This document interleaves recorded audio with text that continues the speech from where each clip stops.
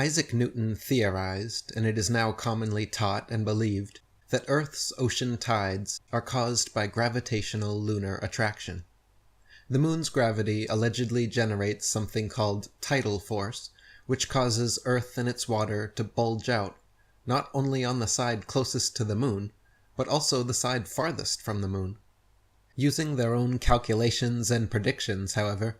if the moon is only 2,160 miles in diameter, and the Earth 8,000 miles, it follows that Earth is 87 times more massive, and therefore the larger object should attract the smaller to it,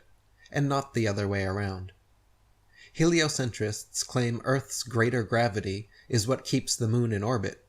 Therefore, it is impossible for the moon's far lesser gravity to supersede the Earth's gravity at Earth's sea level, where its gravitational attraction would even further out-trump the moon's.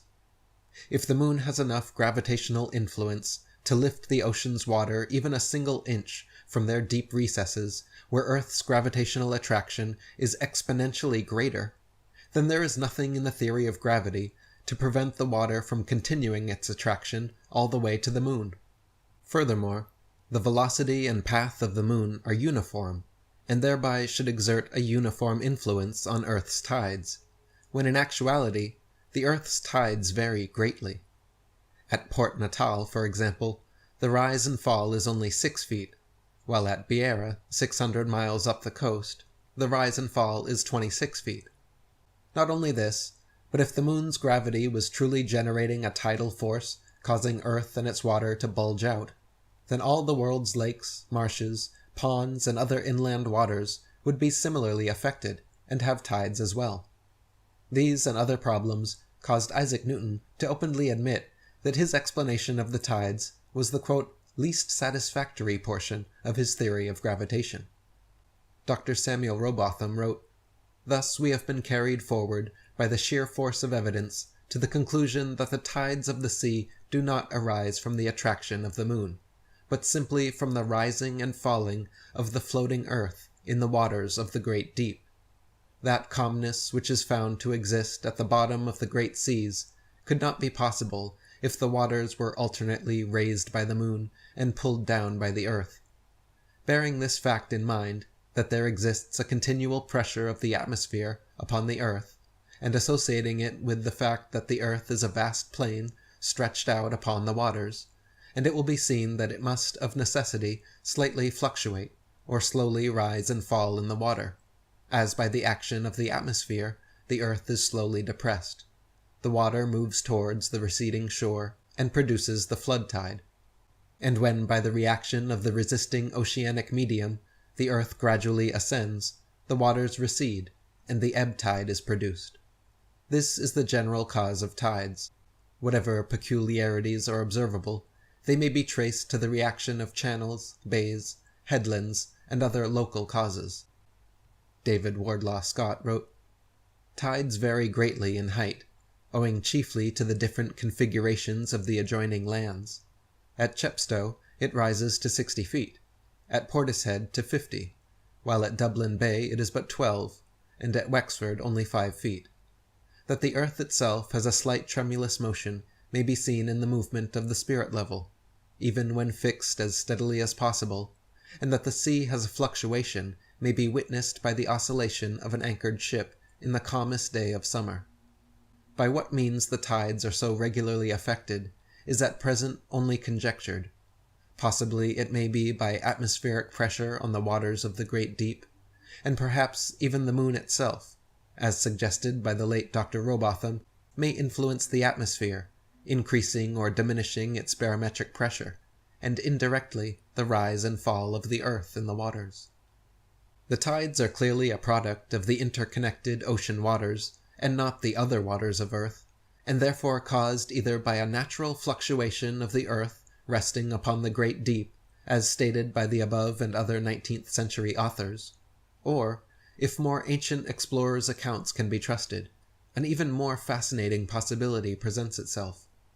Many cultures throughout history have recorded that located at the North Pole exists a large lodestone mountain surrounded by a massive whirlpool vortex which was claimed to cause the Earth's tides. This maelstrom allegedly reverses direction every 6 hours, alternately pulling in and pushing out the ocean waters, like the breath of Gaia at the naval center point of Earth, breathing in and out twice per day. If true, this explains the consistent regularity of high and low tides better than any other proposed theory. Ancient Norse legends state that a gigantic violent whirlpool known as Vergelmir, or the World's Well, surrounds the polar mountain, and via 4 6-hour daily cycles of pushing and pulling through subterranean channels causes the rising and falling tides of Earth. Historical records of this deep abyss can be found as early as the 8th century AD, when Paulus Diaconus, or Paul the Deacon, wrote in his Historia Langobardorum that, quote, "Not far from the shore, where the ocean extends without bounds, is that very deep abyss of waters which we commonly call the ocean's navel. It is said twice a day to suck the waves into itself, and to spew them out again, as is proved to happen along all these coasts, where the waves rush in and go back again with fearful rapidity. By the whirlpool of which we have spoken, it is asserted that ships are often drawn in with such rapidity that they seem to resemble the flight of arrows through the air, and sometimes they are lost in the gulf with a very frightful destruction. Often, just as they are about to go under, they are brought back again by a sudden shock of the waves, and they are sent out again thence with the same rapidity with which they were drawn in. In 1035 AD, Frisian explorer Adam of Bremen recounted his deadly encounter with this abysmal chasm in his book Gesta Hemerbergensis Ecclesiastae Pontificum, stating, quote,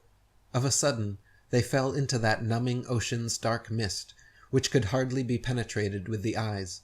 And behold, the current of the fluctuating ocean whirled back to its mysterious fountainhead, and with most furious impetuosity drew the unhappy sailors, who in their despair now thought only of death, on to chaos. This, they say, is the abysmal chasm, that deep in which report has it that all the backflow of the sea, which appears to decrease, is absorbed and in turn revomited, as the mounting fluctuation is usually described. As the partners were imploring the mercy of God to receive their souls, the backward thrust of the sea carried away some of their ships, but its forward ejection threw the rest far behind the others. Freed thus by the timely help of God from the instant peril they had had before their eyes, they seconded the flood by rowing with all their might." Geraldus Cambrensis, or Gerald of Wales, Archdeacon of Brecon, and royal clerk to King Henry II, wrote in his 1188 work, Topographia Hibernica, that, quote, "Not far from the islands towards the north, there is an astonishing whirlpool in the sea, towards which there is a set current of the waves from all quarters, until, pouring themselves into nature's secret recesses, they are swallowed up, as it were, in the abyss. Should a vessel chance to pass in that direction, it is caught and drawn along by the force of the waves, and sucked by the vortex without chance of escape. There are 4 of these whirlpools in the ocean, described by philosophers as existing in the 4 different quarters of the world, whence it has been conjectured that the currents of the sea, as well as the winds, are regulated by fixed principles." The whirlpool was also mentioned in another late 12th century work, Historia Norwegiae, where the author, an anonymous Norwegian monk, gives a particularly detailed description, stating, quote, "The greatest of all whirlpools is to be found there, which engulfs the strongest ships, sucking them in at ebb tide, and spewing out their fragments with a belch at flood tide. There is a very deep abyss in the earth itself, and alongside it are open-mouthed caverns containing winds which are said to be brought forth by the breathing of the water, and these are the breath of gales. Indeed, by their breathing, these winds draw to them the waters of the sea through hidden passages in the earth. They shut them up in the vaults of the abyss, and then, by the same force, drive them out again, causing sea surges, spates, and the whirling of waterspouts. Earthquakes also occur, and various discharges of vapor and conflagration, for when the wind's breath, held in the cheeks of earth, presses to burst out, it shakes the foundation of the world with a dreadful roaring, and forces it to tremble. So when the wind's breath contends with fire in the earth's interior, then even in mid-ocean the depths are fissured, and smoky exhalations and sulphurous flames are seen to emerge. In 1508, cartographer Johannes Ruisch published a world map featuring the polar mountain and whirlpool with an inscription reading, "Under the Arctic Pole there is a high magnetic rock 33 German miles in circumference. A surging sea surrounds this rock, as if the water were discharged downward from a vase through an opening to 4 mouths below." Later, in 1595, the most well-known mapmaker in history, Gerardus Mercator, published his Septentrionalium Terrarum Descriptio, featuring the polar mountain and encircling whirlpool in detail, along with the following inscription, quote, "A monstrous gulf in the sea, towards which from all sides the billows of the sea coming from remote parts converge and run together, as though brought there by conduit, pouring into these mysterious abysses of nature, they are as though devoured thereby, and, should it happen that a vessel pass there, it is seized and drawn away with such powerful violence of the waves, that this hungry force immediately swallows it up, never to appear again." A surviving letter from Mercator, addressed to John Dee, advisor to Queen Elizabeth I, provides more detail, stating, quote, "In the midst of the 4 countries is a whirlpool, into which there empty these 4 indrawing seas, which divide the north. And the water rushes round and descends into the earth, just as if one were pouring it through a filter funnel. It is 4 degrees wide on every side of the pole, that is to say, 8 degrees altogether." As late as the mid-17th century, the polar mountain and encircling whirlpool continued appearing in cartography and cosmography. They were included in Linschoten's 1595 map, the Ortelius of 1599, Quad's Fasciculus Geographicus of 1608, Hondius's 1619 map, Purchas's map of 1625, and in Heylyn's 1659 cosmography he wrote about them, stating that, quote, "Under the Arctic Pole is said to be a black rock of wondrous height, about 33 leagues in compass,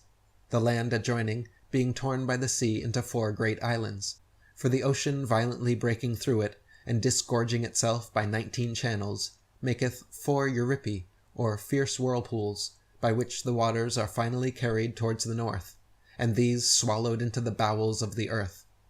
That Euripus, or whirlpool, which is made by the Scythic Ocean, hath 5 inlets, and by reason of his straight passage and violent course is never frozen. The other on the back of Greenland, being 37 leagues long, hath 3 inlets, and remaineth frozen 3 months yearly. A certain scholar of Oxford reporteth that these 4 Euripi are carried with such furious violence towards some gulf, in which they are finally swallowed up, that no ship is able, with never so strong a gale, to stem the current, and yet there is never so strong a wind as to blow a windmill. So in summation, the prevailing modern explanation of Earth's tides being caused by the moon's gravity is provably incorrect for several reasons, including its insufficient attractive power, the tide's non-uniformity, and the lack of tides on all inland bodies of water. Their true cause could be, as Samuel Rowbotham proposed, the natural gentle fluctuation of Earth on the waters of the great deep. However, this simple explanation alone fails to provide an answer for the perfect regularity of tides rising and falling every 6 hours. To account for this, ancient explorers and cartographers offer the much more fascinating possibility of a world well beneath the pole, pushing and pulling all the ocean waters of the earth through massive subterranean caverns. There is modern circumstantial evidence that lends strong credence to this idea as well. The largest publicly known maelstrom in the world is called Saltstraumen, just north of the Arctic Circle in Norway, where 400 million cubic meters of water pass through a 3-kilometer long, 150-meter wide strait, reaching speeds of 10 meters per second. Similar to legends of Virgelmere, this northern whirlpool actually arises exactly 4 times per day, every 6 hours, along with the shifting tides. In fact, the majority of naturally occurring whirlpools in the world including the famous Naruto whirlpools in Japan, form 4 times per day, every 6 hours, as the tides change. If the ancient legends are true, this also potentially explains why strict flying and sailing restrictions exist at the North Pole, and why explorers like Rodney Clough were turned away at gunpoint by Russian military vessels when attempting to independently explore the North Polar region. Nowadays, the world well has all but disappeared from modern maps and minds, but with the current rising tide of truth, there are sure to come more revealing revelations.